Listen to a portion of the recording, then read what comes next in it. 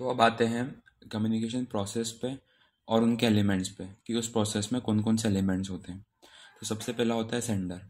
Sender means a person who sends the intended message to another individuals.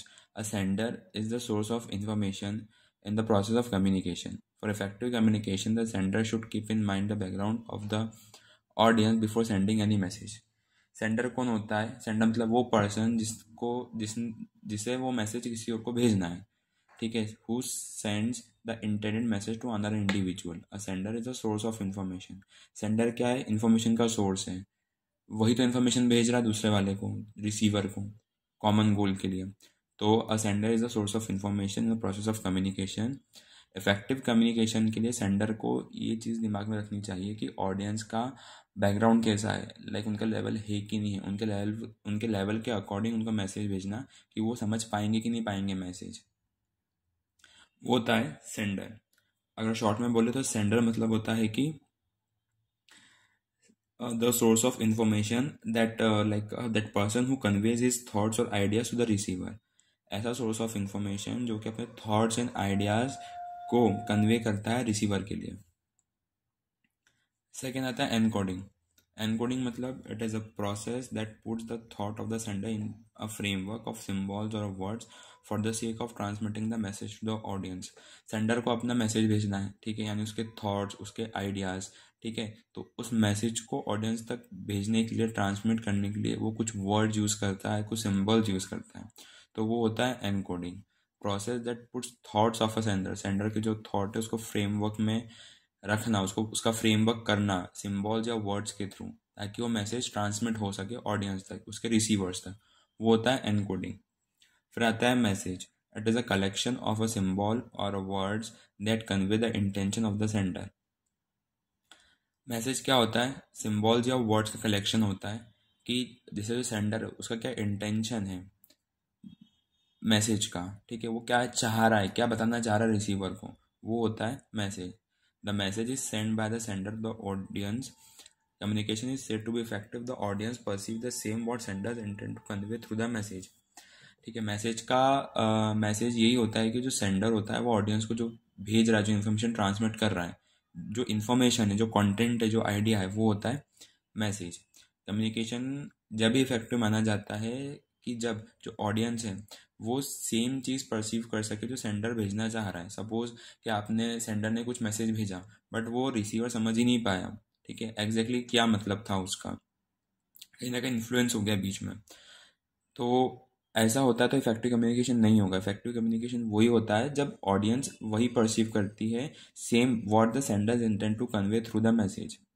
Thus, it is important for sender to compose a message in a manner so that it can easily be understood by the audience. तो ये important है sender के लिए कि message को इस तरह से कंपोज करना, इस तरह से बनाना, इस मैनर में बनाना, ताकि जो ऑडियंस है वो इजीली अंडरस्टूड कर सके, समझ सके। The message should be free from ambiguities so that it can be clearly interpreted. Ambiguities मतलब होता है कि कंफ्यूजन, किसी भी एक वर्ड के दो मतलब निकल गए, या आपने कुछ चीज़, कोई भी चीज़ स्पेसिफिकली नहीं बोली वहाँ पे, तो किसी और चीज़ को उसने किसी और तरीके से ले लिया, समझ लिया, तो वो होता है ambiguities in context of communication process. तो जो मैसेज है वो एम्बिगिटी से फ्री होना चाहिए, there should not be confusion, crystal clear होना चाहिए so that it can be clearly interpreted. Moreover, the sender should select an effective medium of a communication depending on the priority of the message. और आप message किसके through भेज रहे हो। Suppose formal है तो आप ईमेल के थ्रू भेजोगे, इनफॉर्मल है तो लाइक आप खुद बोल दोगे, इनफॉर्मल लैंग्वेज में बात कर लोगे। तो जो मीडियम होना चाहिए वो सेंडर को डिसाइड करना चाहिए कि वो उसका मैसेज क्या, उसके थॉट्स क्या है, उसका गोल क्या है वो मैसेज भेजने का, उसके अकॉर्डिंग उसको मीडियम डिसाइड करना चाहिए कि उसका मैसेज के अकॉर्डिंग कौन सा मीडियम सही रहेगा। बेसिकली मीडियम क्या होता है? Medium is a path through which encoded message is transmitted to the receiver, like to face interaction हो सकता है, देन फोन कॉल, इंटरनेट, इन सब के थ्रू। मीडियम मतलब कोई भी पाथवे जिससे सेंडर एनकोड कर रहा है अपना मैसेज, ट्रांसमिट कर रहा है अपने थॉट्स एंड आइडियाज को, किस पाथ के थ्रू कर रहा है, किस वे में कर रहा है, वो होता है मीडियम। देन आता है decoding. Decoding it is a process of deciphering the encoded message receive from the sender and understanding its intended. Decoding मतलब क्या होता है, जो सेंडर ने अपना मैसेज एनकोड करके भेजा है, जो वर्ड्स लिखे, जो सिंबल दिया, उसको डिकोड करना, उसको समझना, ठीक है, उन वर्ड्स को, उन सिंबल्स को कन्वर्ट करना समझने के लिए कि सेंडर ने क्या उसको भेजा है, उसका मैसेज क्या है, उसका आइडियाज़ क्या है, उसके ओपिनियंस क्या है, तो वो होता है decoding.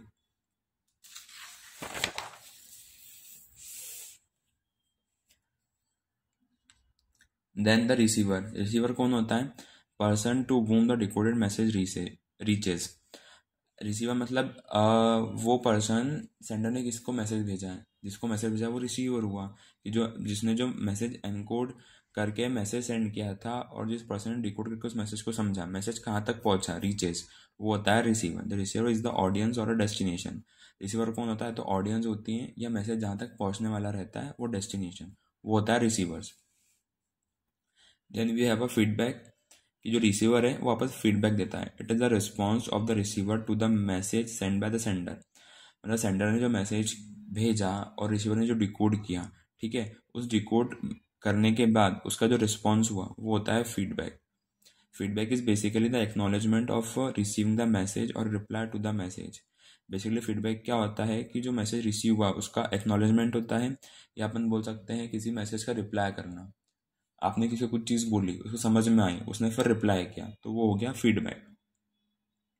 Feedback includes all those actions of a receivers indicating that he has received and understood the message of the sender.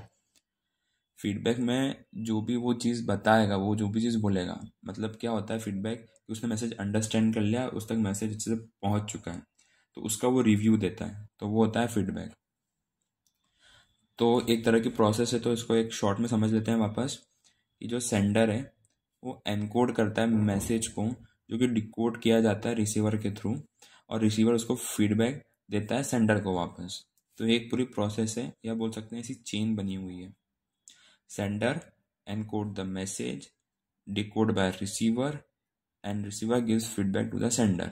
बीच में जो नॉइज़ है, नॉइज़ मतलब होता है इन्फ्लुएंस, कि जब सेंडर मैसेज भेज रहा है पूरा रिसीवर तक, तो बीच में नॉइज़ हो रही है, नॉइज़ मतलब इन्फ्लुएंसेस। नॉइज़ बेसिकली क्या होता है कि इन्फ्लुएंसेस या manipulation of an effective communication. Influences the interpretation of conversation. किसी भी जो कॉन्वर्जेशन हो रहा है, जो पूरी प्रोसेस हो रही है, मैसेज जा रहा है इससे लेके यहाँ तक का, ठीक है, तो उसमें जो भी इन्फ्लुएंस होते हैं या जो भी रुकावटें आती हैं, हिंड्रेंसेस होते हैं, उसको नॉइज़ बोला गया है इन कॉन्टेक्स्ट ऑफ कम्युनिकेशन प्रोसेस। जैसे कि सेंडर ने इनकरेक्ट एनकोड करा मैसेज को, तो नॉइस में आ गया। रिसीवर ने गलत डिकोड करा उसके मैसेज को, सेंडर्स के, तो वो आ गया, ठीक है। फिर कुछ कुछ वर्ड्स होते हैं जो सेम साउंड करते हैं, ठीक है, एक्सेप्ट और एक्सेप्ट करके, ठीक है, एक्सपेक्ट और एक्सेप्ट करके, तो वहाँ पे जो एम्बिगिटीज आ गई, तो वो सब चीज़ें जो इन्फ्लुएंस करती किसी मैसेज को, वो होता है नॉइस। इसके अलावा जैसे कि मैसेज तो सेंड कर दिया, बट लैक ऑफ अटेंशन के थ्रू आप समझ नहीं पाए, या लैक ऑफ अटेंशन फोकस के थ्रू उसने भेजा नहीं, ठीक है, तो वो चीज़ आ जाती है नॉइस के अंदर।